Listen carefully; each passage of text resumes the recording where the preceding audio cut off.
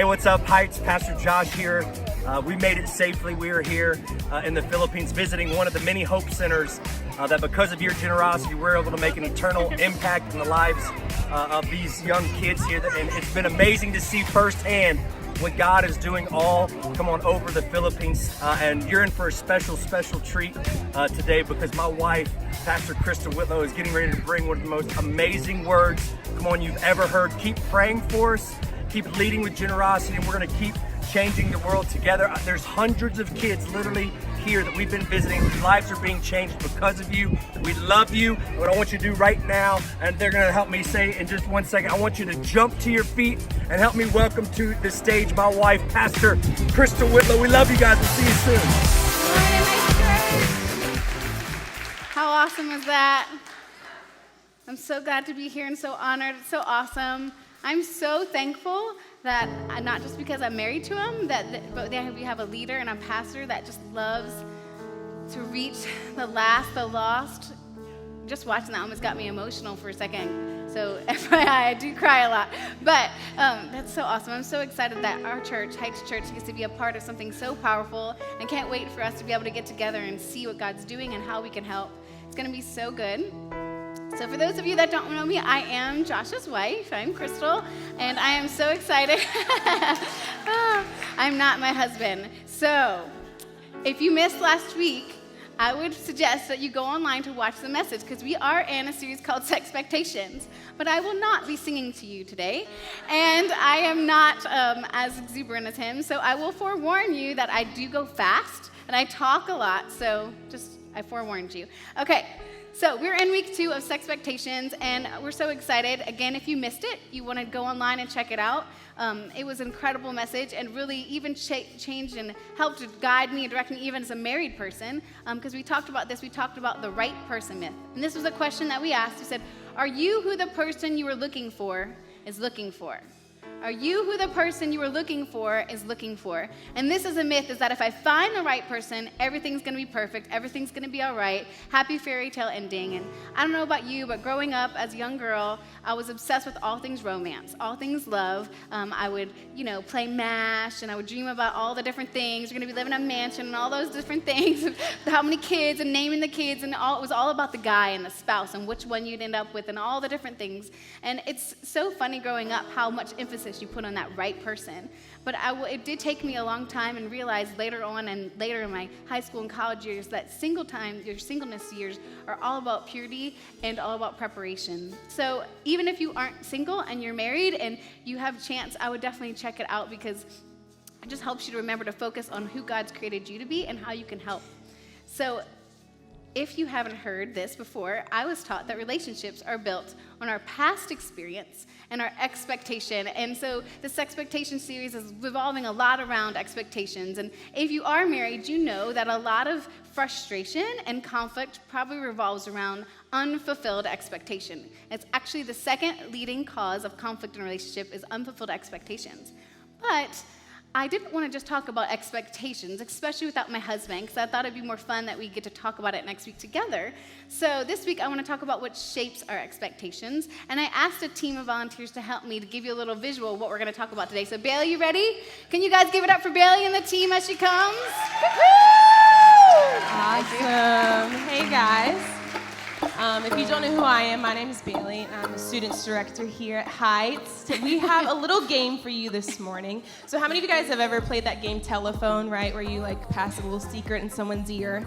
We're going to do a little differently this morning, and our volunteers are going to have these headphones that cancel out all sound, and they're going to have to read their lips to try and understand what they're saying.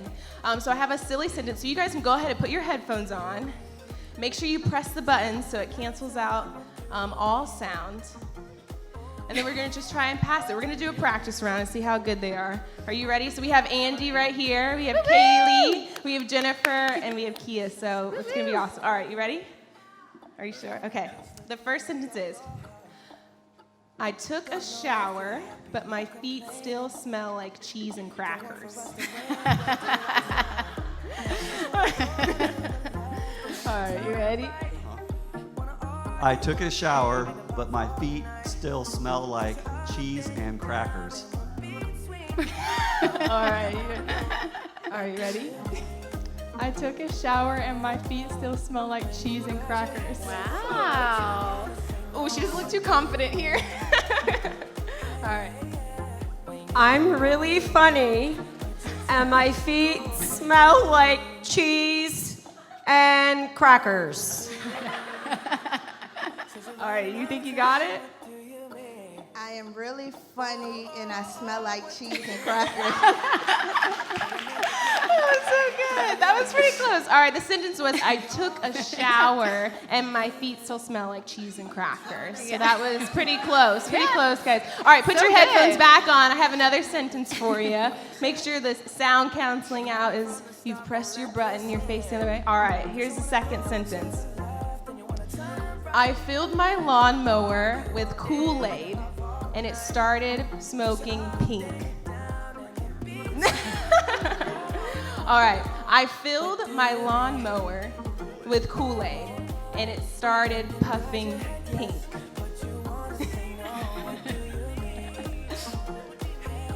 I filled my lawnmower with Kool-Aid and it started puffing pink. All right, Kaylee, you got this. I walked my lawnmower with 2 legs and it started squirting paint. You got this, Jennifer, I believe. I drove my car in 2 lanes and then I got bangs.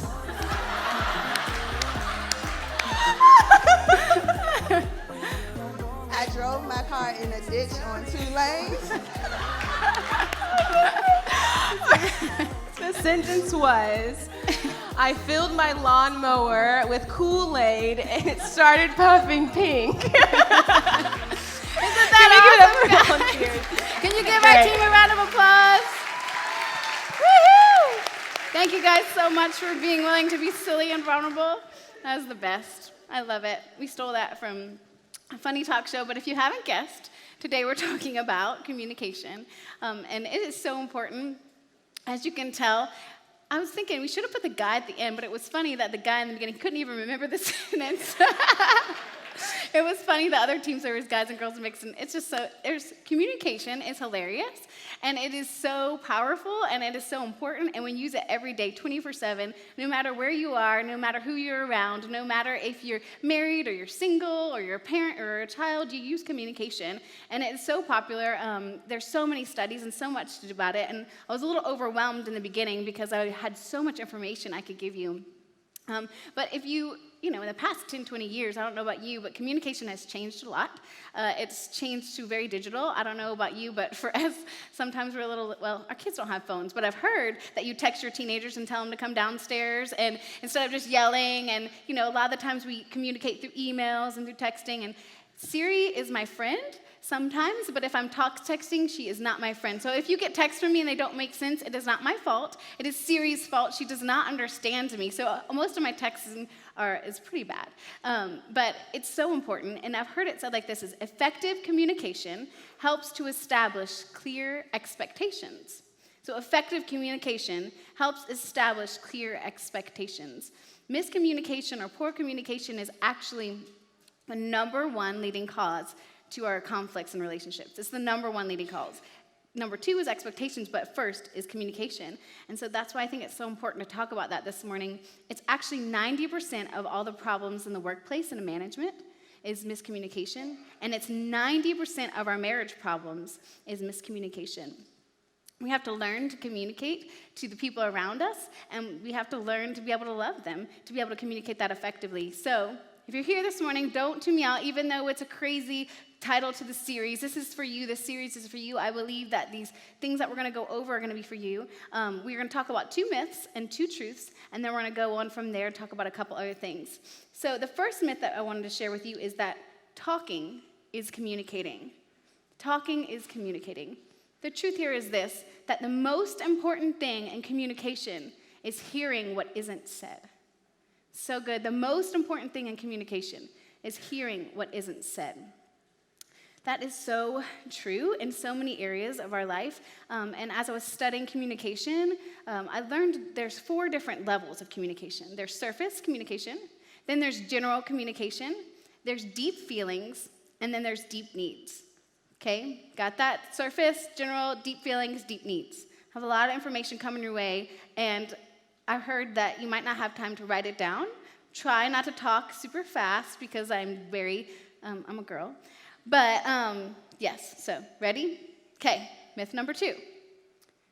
Everyone communicates the same. Everyone communicates the same. Here's the truth, is that we hear the way we speak. We hear the way we speak. This is so important about communication because we have to understand what's built up about communication. I didn't share that with you earlier. Hold on, let's go back to the slide, Mike, if you can for me. Communication is built up of 3 parts. It is built up of 7% content, 38% is the tone of our voice, and 55% is our body language.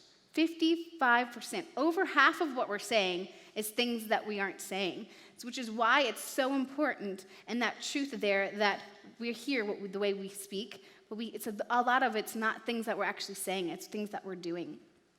Now, if you study communication, you know there are tons and tons of tools out there that help you in learning how to communicate better, whether it's in the workforce or whether it's in marriage. You've heard of the 5 love languages. The 5 love languages are words of affirmation, acts of service, gifts, and touch, and quality time. And then you have strength finders to help you learn all the different things of how you can, live your life well. And then there's Enneagrams, and there's personality tests, and there's temperament tests. All those things are so powerful and so important, and it can help us not just in learning how to communicate, but help us learn how, why, and what we communicate. And we have to learn that for ourselves first, and then we have to learn it for the people around us. But as I was studying, I realized that there's a lot of things in communication that I have a misconception about. Specifically for this is extroverts and introverts. I don't know about you, but when I think of extrovert, I think of a person that loves people. That's what I think, is extroverts, they love being around people. And introverts, I think of people that they just don't really like people and they want to be alone a lot. That's how I viewed extroverts and introverts, people that like people and people that don't. In reality, the extroverts, some can like people and some can't. This is how extroverts communicate. They communicate their thoughts and emotions outward. They talk before they think. They have no filter. So if you're an extrovert, if you're like, oh yeah, I just shouldn't have said that. I'm definitely an extrovert. I talk a lot, and I have to talk it all out to process it. An introvert is a person that they communicate their thoughts and emotions inward. So they think before they talk. They actually process things inwardly. And one of my favorite books talks a lot about this misconception and the difference between the different gender roles and all those different things. And next week, I'm super excited that Josh and I are going to do this together and talk about some of those things and talk about how race relates to marriage. Because if you haven't noticed, Josh and I are super opposite. He is very loud, and I'm pretty quiet, and he's a risk taker, and I'm all about the rules and safety, and he's really funny, and I'm super practical, and he's very direct, and I'm all about harmony and empathy. And you might wonder, why did you marry each other, and how does that work? I don't know. It's awesome. And you all know the saying, opposites attract. It happens in general. All of us are attracted to something opposite self. Because I know I wouldn't want to be married to myself because no one would be listening and everyone would be trying to talk. So it's super important that we learn how to communicate with each other and we learn how to communicate with people that are different than ourselves. Because the goal in marriage and in life and communication isn't that we just focus on being right. It's focusing on moving forward and being on the same team, not being divided. So we're going to go over 4 safeguards. 4 safeguards for communication. This is so important to remember because our communication is not just what we say, it's how we say it, and then our body language that helps express that. So the first we're going to talk about is watch what you say or don't say. Watch what you say or don't say. I love it here in Ephesians 4:29. It says, "Do not let any unwholesome talk come out of your mouths, but only what is helpful for building others up according to their needs, that it may benefit those who listen." A lot of times growing up, I always heard the word unwholesome, and it was all about saying bad words or mean words or curse words, and you need to encourage each other and say nice things. But I love it here how it says, do not let any unwholesome talk. Communication is a choice, everything. It's a series of choices. All our words are things that we choose. We can choose what we say. I love it how it says it here in Proverbs. It says, words kill. Words give life. They're either poison or fruit. You choose. Your words can build walls or they can build each other up. And I grew up with this version of this saying, words bring life or death, and it's in the power of the tongue. You know, and if I took a test and a sample here and said, raise your hand if anyone has ever said anything to you or about you that has hurt your feelings. Raise your hand. Anyone said anything, just look around. We all communicate. Words have life or death. They have the power to kill or destroy. And how true is that in our relationships? We all know because we've experienced it ourselves. We've said things that we didn't mean. We've heard things that we didn't want to hear. But how many times did those encouraging words and those things that we have helped us to move on? Because here's what I've learned is that your marriage will never go above your words. It's so important. If we don't focus on the good, if we don't focus on the strengths and the praise, our marriage is going to stop. It's going to cap at a certain point. But it's not just what you say, it's how you say it. It's that tone, it's that volume, it's your facial expressions, it's the frustration. All of those things tie into how we're communicating together and whether or not it's miscommunication. Because remember, it's 90% of the problem. A lot of times we escalate an issue, we belittle each other, but here's the danger I want to talk about. The danger is when you lack respect for one another. You lack respect for one another. Sometimes in our communication, I wouldn't even say sometimes, I would say majority of the time when we're communicating, we're not intentionally trying to belittle. We're not intentionally trying to dishonor. We're not intentionally trying to hurt. Other times we might be a little bit like, I'm going to tell them what I think and just dig it in a little bit more. Here's what I love how innocent it can happen, and over time it can build up, and it becomes a problem. Is you could start easy and innocently, like you didn't do the dishes, and then as it builds, it can turn into a general criticism of you never help around the house, which then can turn into a personal judgment if you're a selfish and lazy slob. Those words are dangerous and can lead to things that are unhealthy, like abuse. It is so important that we watch what we say. But at the same time, we need to watch what we're not saying. I think a lot of times in life, it's easy to hold things back and not talk about it, either because it's too hard, or we don't have time to deal with it, it's too painful. You start pushing down those things day after day after day. And here's the danger of that, is that you speak, but you don't communicate. You speak, but you don't communicate. I think this is so true in so many relationships, whether it's in a marriage relationship, a dating relationship, even parental relationships, that we talk and we communicate, but we're not really talking about what we need to communicate about. We push down and we shove down, and if you don't deal with the stuff that every day comes up, it begins to add distance and disconnection. Once you withdraw, it disconnects you from communication, because communication is about connecting. I love it said like this. It says, the single biggest problem in communication is the illusion that it has taken place. The single biggest problem in communication is the illusion it has taken place. I'll tell you a little bit of story of Josh and I before we move on to the next point, is I knew Josh I met him when I was 17 or 18, and we knew each other for 5 years. And I was in college, and he was in the Marines majority of that time, and we were just living our life, and he came back from his first deployment, and we started to kind of talk, and so we started dating finally. After 5 years, we started dating, and then right after, a month after we started dating, he got switched to a different unit in the Marines and got sent to Iraq. And so that was pretty detrimental for me as a young girl, always wanting to, know, is he the one? Is he the right one? And I was so excited. This is it. This is going to be it, and we look at rings and all these things.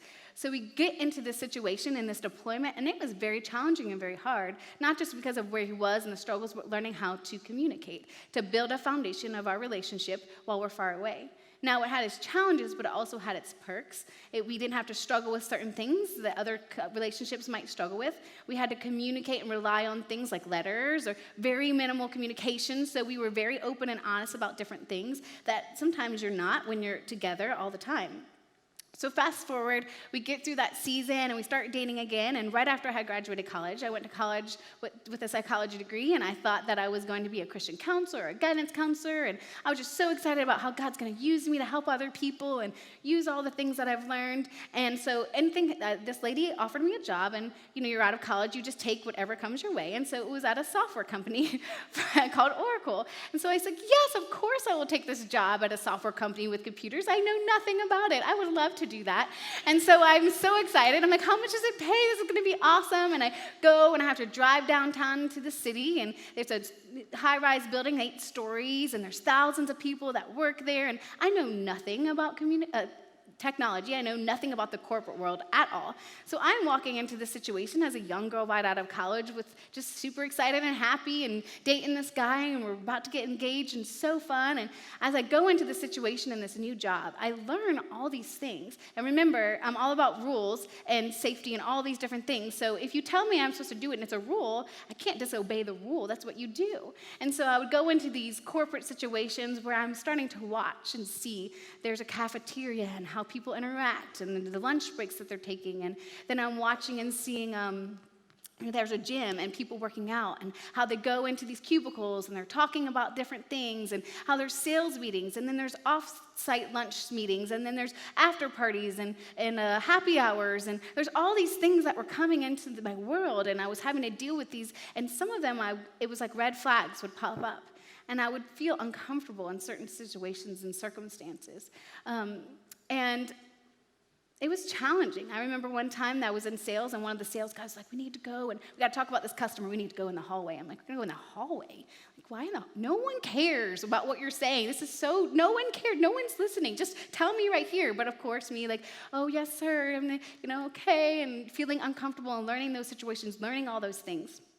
So one time, my boss was like, hey, can you follow me? I have to go get an oil change. So I was like, yeah. So I get in the car, and of course what I do, we're excited and happily engaged. And so I call Josh. I'm like, hey, honey. He's like, what are you doing? I was like, I'm just following my boss, Jason, to the thing. And he's like, what are you doing? I'm like, he had to get an oil change, and I'm following him. He's like, is he in the car with you? I'm like, no, I'm not. He's not in the car with me.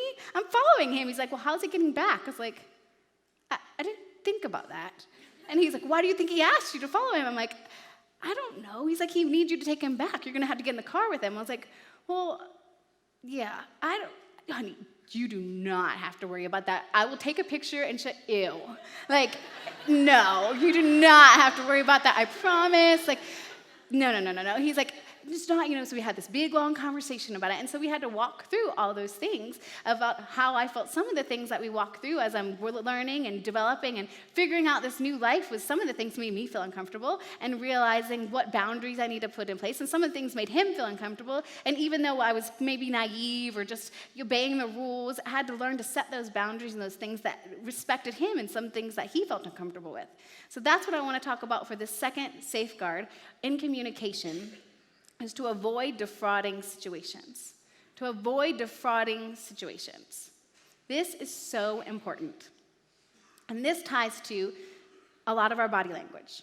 And if you remember, the way we communicate, over half of what we're communicating is not what we're communicating. It's what we're doing with our actions.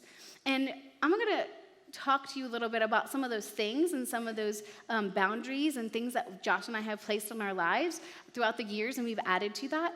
And I just wanted to give a little disclaimer that it may sound crazy to you, and it may sound silly to you, and you may think, oh, well, they're just pastors, and pastors have to do that because, they're pastors, or they're just super, like, they think they're so important or special or something. It has nothing to do that we're pastors. We did this 15 years ago when we first met each other. It has something to do with that we love each other, and we know that we are not exempt from anything.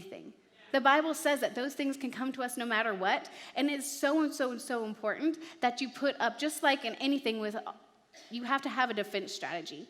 Here's the thing, defrauding means to frustrate wrongfully, to lead to something, and to back out. Because we're judged by our actions, we're not judged by our intentions. And for me, I was super just naive when I was younger, and I didn't intend to put myself in that situation. I didn't fully think it through. But that didn't matter. What matters is what other people saw. It mattered what happened. And if you wait to fix something before it's broken, it's too late. Once you wait until it's broken.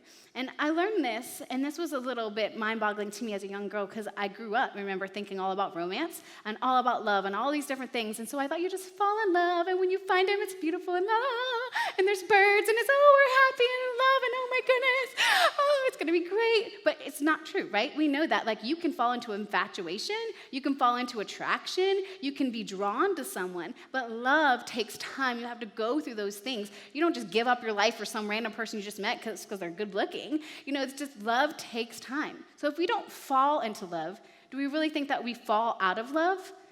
We don't just fall out of love. It's not just like the next day, oh, I don't love you. You think affairs just happen? It's the tiny little things that we allow to come into our lives day after day after day. And if we don't put up a barrier, if we don't put up a boundary, if you don't do it before, then it will come in unexpected. And it's the little things in our lives. A lot of the times I think people that go through things and go through hardships and so many different areas in their life, it's not something that's huge and everyone knows about it. A lot of the times when you hear things that people are going through, you're kind of like, no, really? Oh my gosh, I had no idea. It's because it's something that was slowly chipping away, slowly. And so these things are so important because here's the danger, is that too familiar becomes fatal. Too familiar becomes fatal. If you're spending a lot of time with someone and it becomes too familiar and it's inappropriate, it's fatal. And here's some of the boundaries that Josh and I set up for ourselves is that we never meet alone with the opposite sex. We never get in the car alone with the opposite sex. We have an open ask policy that we could talk to each other and ask anything, no matter when, no matter what, and that we'll be honest and truthful with each other. We don't travel alone. We set priorities for our date nights. We share passwords. We share passwords. We share passwords. We don't hold anything that's private. When you're married, there's no privacy. We allow each other to be in our life at all times. We check in with each other periodically. I can know where he is at all times, and he can know where I am at all times. Except during Christmas, sometimes we're trying to hide presents. Which never happens, because I like to dig into things. Not the only one, right? Here's the thing, is that those things are so important because it's not only protecting my heart and protecting his heart and protecting our marriage, but it's protecting other people as well. It's protecting the appearance of it. For example, if I'm going to bring a babysitter home to watch our young kids, I'm not going to say, hey, honey, go take that girl to her house. Not just because I want to, just get it read and it's easy and it's just go, because I'm not just protecting my husband, I'm also protecting that girl, and I'm also protecting the appearance of what it may look like. So it's so important that you think through your decisions, and believe me, I know a lot of the times I'm just naturally just trusting, it's so, yes, of course, and then I'm like, why did I just say yes? No, I have to have these boundaries, I have to have those things, and if you don't have it up front, it's going to make it harder. And here's another danger, is that if you're hiding things from your spouse, it should be a red flag. It doesn't have to be something big that you're hiding. If it's something small and you notice that you're continually hiding and pushing away or ignoring, maybe it's a relationship, maybe it's how much time you're spending with someone, whatever it might be, if you're hiding, and it doesn't even have to be from your spouse, if you're hiding it from your friends and you're single, if you're hiding it from family members, if you're hiding something, it should be a red flag, because the Bible says that sin loves secrecy.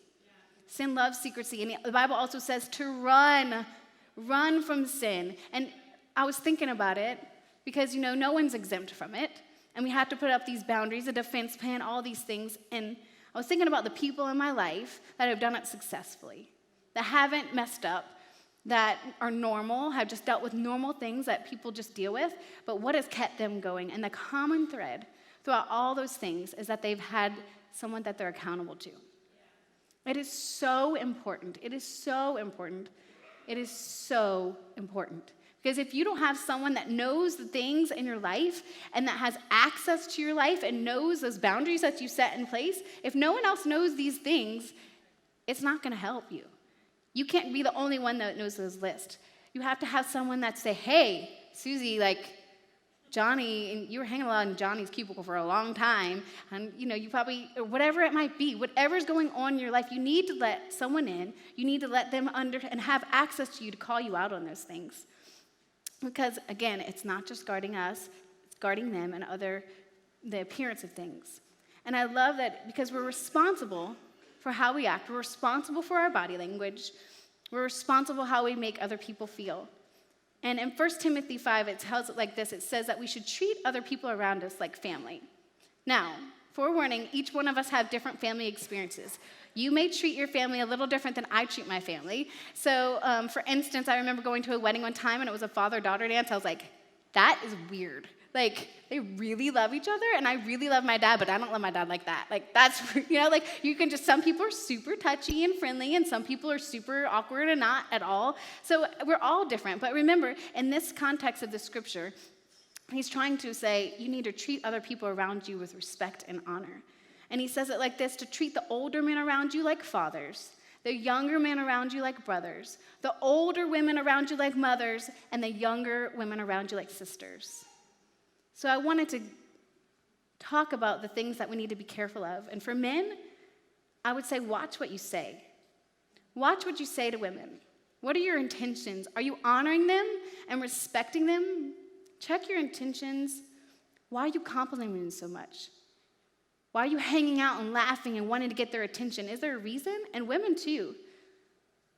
We need to be careful and cautious of what we're doing, our intentions, and how it's not only making us feel, but how it's making other people feel around us. Not only our words, but I think especially because our body language has a lot of action to it, and growing up and going through some ministry school, a lot of the times they teach you, about those boundaries and those rules and those different things. And remember, these boundaries and rules aren't just because they want to give us boundaries and rules. It's not just, it's to protect us. It's kind of like with your kids. You're not just telling them, don't touch the stove, and don't do this, and don't do that. And we just really want to give our kids all these lists of things not to do. It's because why? It's because we know it's going to hurt them. That if they touch the stove, it's going to what?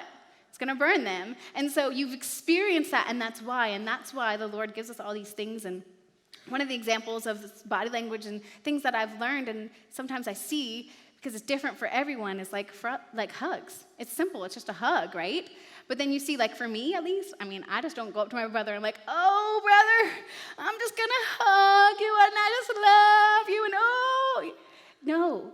And so some of us are doing it innocently, just like I was in this other defrauding situation, is that, we get here and we're like, yes, happy Heights Day, and yes, it's Sunday, and I just love you. And I love hugging people. Like when we first started the church, I would hug everyone that walked in the door, and then someone came to my house to deliver something, and I opened the door and hugged them. I was like, that was so weird. I am so sorry. I just hug a lot of people, and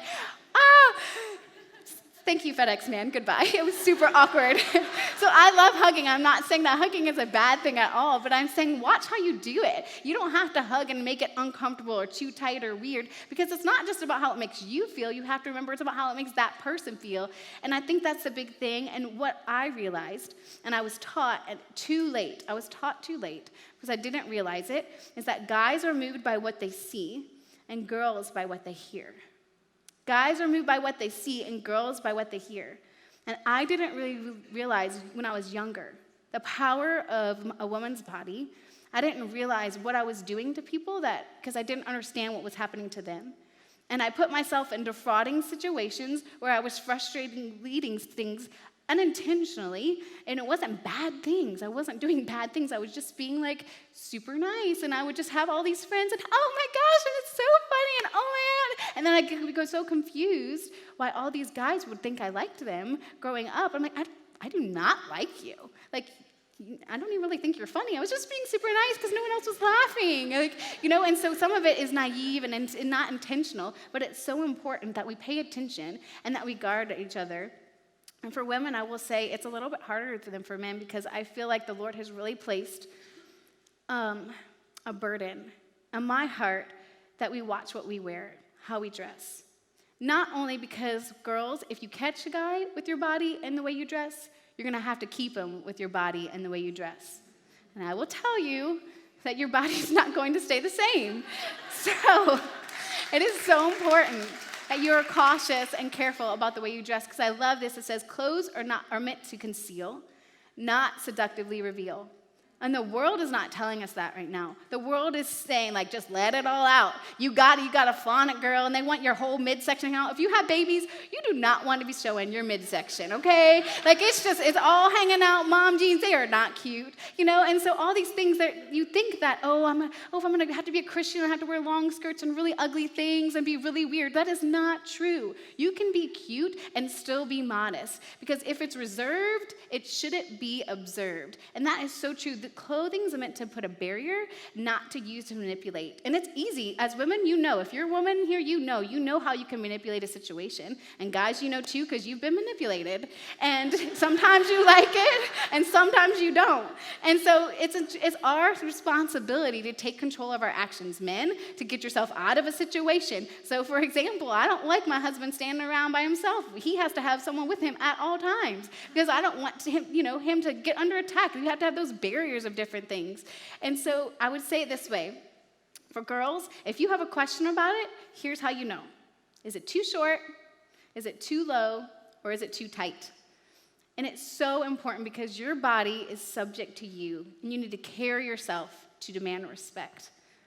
It's so important to me because I think, again, I was very naive growing up, but when Josh and I were dating, he had asked a bunch of his friends and was talking to everyone before he proposed, like, what do you think? I think she's the one, and, all those things. And I remember after we were married, Josh was telling me, and we were talking about some of those boundaries and barriers of things that were not easy.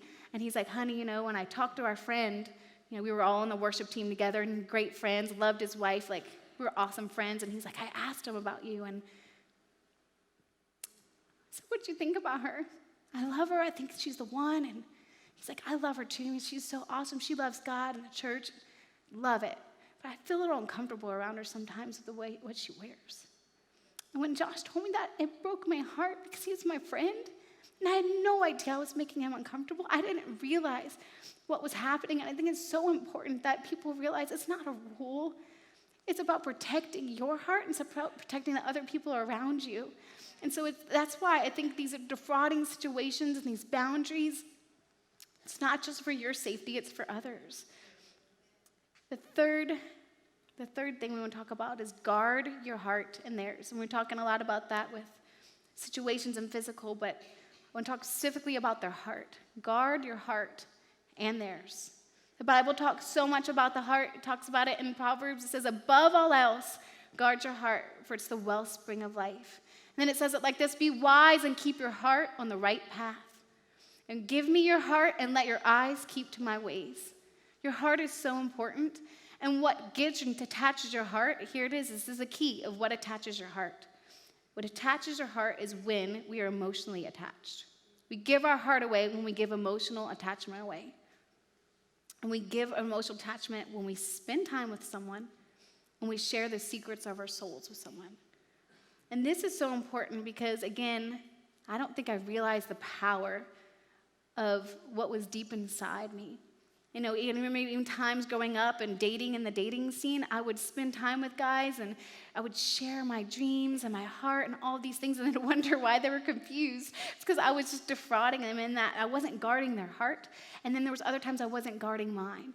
I was so excited and hungry for a relationship or for someone to love me that I was just pouring out all that I had emotionally. And it wasn't even physical. It was just emotional. But my heart was so broken and just tied to them because of things I said. So I would say beware of times and emotional highs. Sometimes you think when you're in church, oh, God's here, he's a Christian, I'm a Christian, we're good, we're gonna pray together. We're gonna pray about our dreams, we're just gonna do all this. No, I will tell you that when you're on an emotional high, even traveling, it's not real, it's not true, it's not reality. You have to be logical and you have to set up those safeguards in those situations. Don't tell everyone all your feelings, and especially if you're married, I'll say it like this is, you grow up, you're in your marriage, and you get home, and I know if you have kids, you get home, and it is crazy. We have loud children, we don't have time to barely even talk about our day, and we're exhausted, and all these things. Sometimes you're spending more time with people you work with than with your spouses. And so a lot of times you can spend more time and share different things or be in situations with someone that you shouldn't than this person that you should. And so it's so important that even as you're married, you set up this boundary when you're around people, whatever it is, whether it's a friend, whether it's a coworker, that you be careful what you share and allow your emotional connections with. I'd also say to the singles, when you're guarding your heart, this is the best advice that I learned being single, and it's funny because I learned it from my mother-in-law, and I don't think that she I don't know, I was like, I like this guy, and what do you think I should do about it? And of course it was her son, but I don't know if she knew that. But she said this, she said, men like to be hunters. I was like, That's weird. Like a little bit scary. Okay, what does that mean? And she said, it takes great strength to allow room for the man to lead. It takes great strength, ladies. And if you're single, I would just encourage you, guard your heart. Stop trying to do what the world says, because the world says you want it, you go get it. You go after it. You go approach that. You can go send those messages and get all those things. But I'm telling you that if you don't allow room for the man to lead, he's never going to lead. You have to allow him to step into the place that God has called him to be.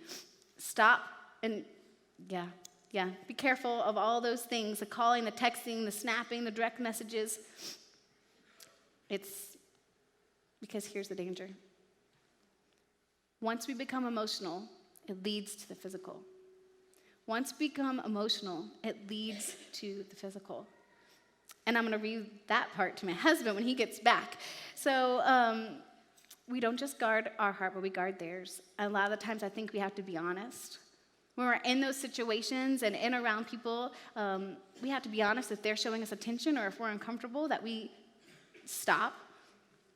And be careful and honest about guarding the heart, especially for us married people. I think, we talk about words, life and death, and they have seeds. And when we plant a word, it gets harvest. It brings the good or bad, the life or the death, right? But read this. It says in Matthew 12, it says this, brood of vipers, how can you, being evil, speak good things? For out of the abundance of the heart, the mouth speaks. Have you ever been in a discussion, maybe with your spouse, and you're not arguing, you're just in a discussion, but you're just talking and maybe you're getting louder and you're just talking about things, and all of a sudden it's like someone just pushed a button and they just explode out of nowhere, and you're like, who are you? Like, you have a problem. And so the problem is that it's like you took a soda can and you shook it up and it explodes everywhere. That's what happens in moments of escalation and all these different things, is that you're shaking their heart. And a lot of the times we don't realize that the words that we're saying are taking root, and they might be hitting something that's hard, that they haven't dealt with. And that's so important, because even when you're married, you have to think about how it's not that we're just right. I'm right. You need to hear this. I'm just going to tell you like it is. Get over it. A lot of the times we have to think about, no, stop. My words are going to take root. Is my spouse or is the person I'm communicating with, are they ready to hear what I feel like I need to say? And why am I saying this? Can they receive it correctly? Because we don't need to be brutally honest in situations. If you're married, you're on the same team. So I think it's so important that we pay attention to that, and that we guard your heart and you guard their hearts. The fourth way is to guide your heart. To guide your heart. Guarding is different than guiding. Guarding, you put up those walls of protection, but if you guard yourself so much, you're not going to move anywhere. You won't have anywhere to go. And so it's so important that we not only guard, but that we guide. And just like we talked about in that connection with our heart, a lot of the times our heart needs to be guided, and our heart is guided by our emotions.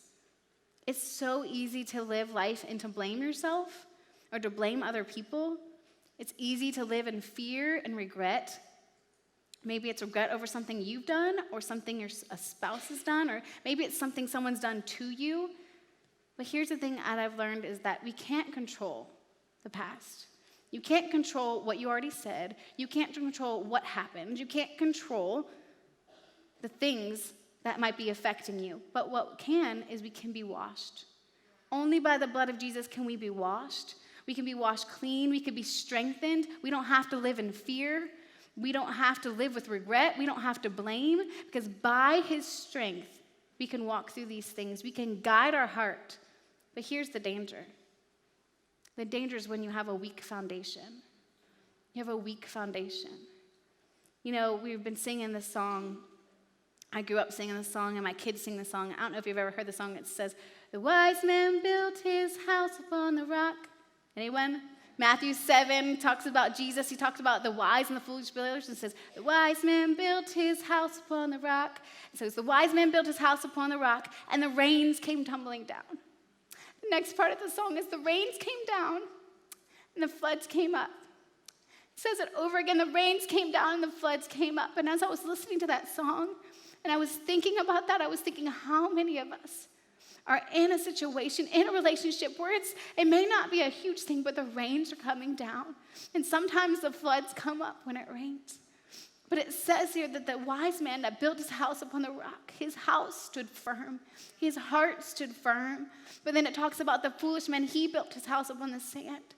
And it's the favorite part of the song where the house and the sand, the rains came down, the floods came up, and the house and the sand went smash. And I don't know about you, but I don't want my heart to go smash. I don't want my marriage to go smash. I don't want the people around me to go smash. I want to guide my heart. I want to know that I'm not going to wait until it's broken to fix it. I want to guide my heart. And this is the way we guide our heart, is we guide our heart by getting in God's word, getting in his presence, and getting in his spirit. And this is the first step today. Being here today is guiding you towards his heart and his spirit. The Bible says in James that if we draw near to God, he will draw near to you. We can find strength, power, wisdom, and contentment. We don't have to fear. We don't have to live trying to control, but he can fill us. He can guide us to helping us fix all those things that we already know we need to guard, maybe things that we need to forget and let go and work on. But Paul says it like this to his church. In Corinthians, he says that you have to pray for the desire. Sometimes we need to pray for desire and power. We're not just going to want to always go to God. And me as an extrovert, if something happens in my life, you know what I do? As soon as it happens, I call my mom. I'm like, Mom, guess what happened? I got to tell you all about this, and we'll just talk and talk and talk. And then sometimes if I'm not done talking about it, I'll call my friend, like, guess what just happened?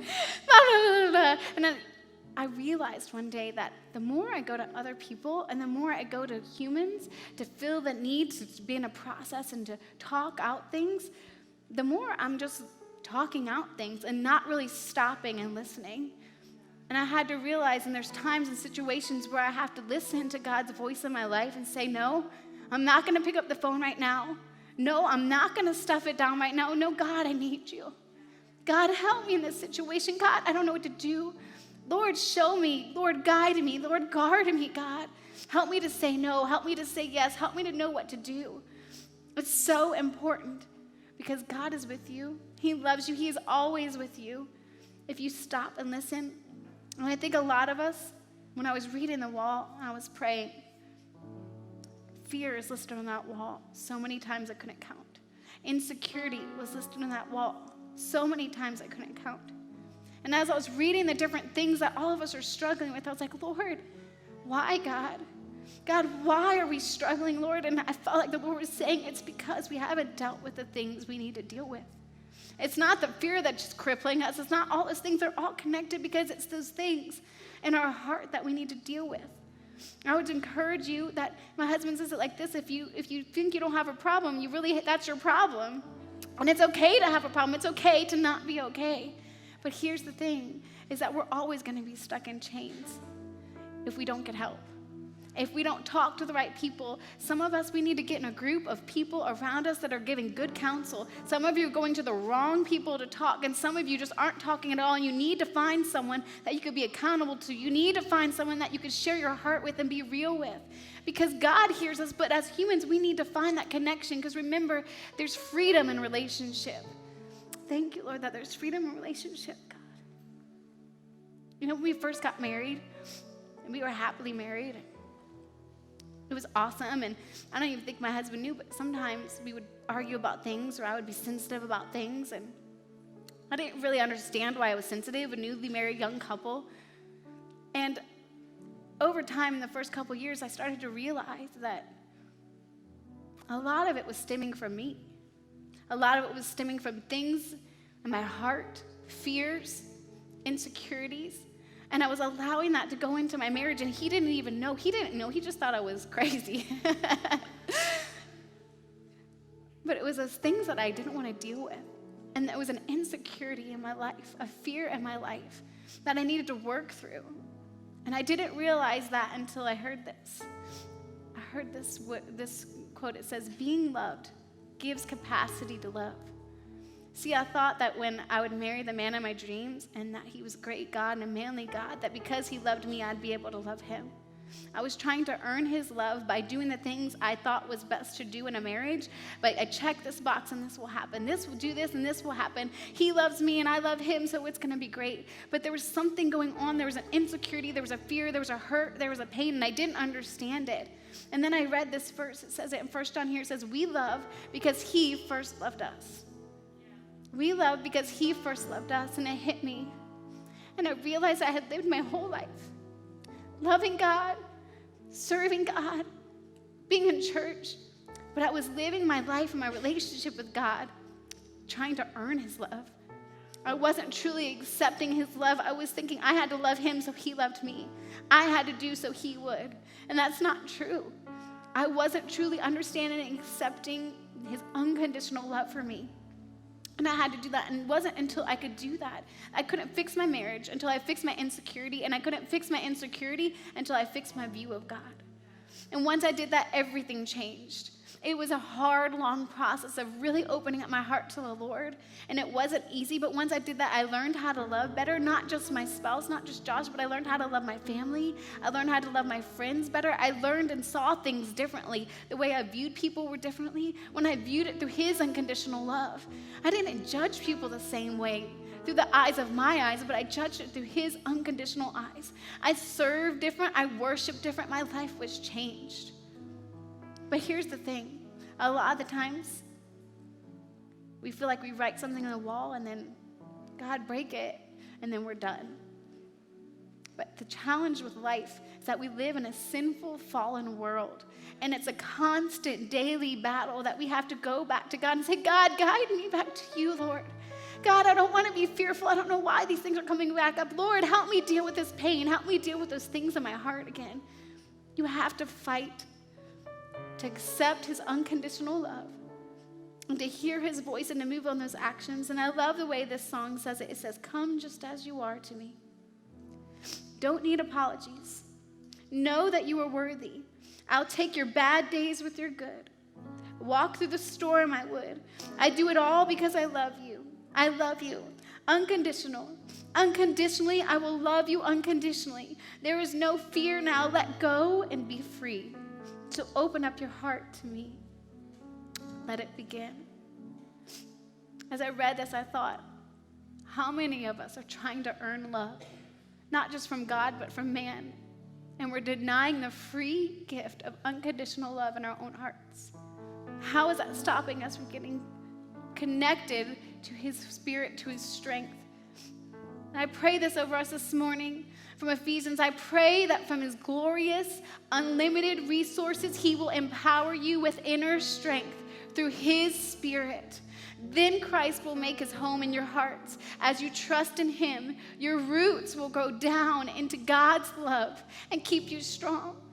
And may you have the power to understand, as all God's people should, how wide, how long, how high, and how deep his love is. May you experience the love of Christ, though it is too great to fully understand. Then you will be made complete with all the fullness of life and power that comes from God. Thank you, Lord.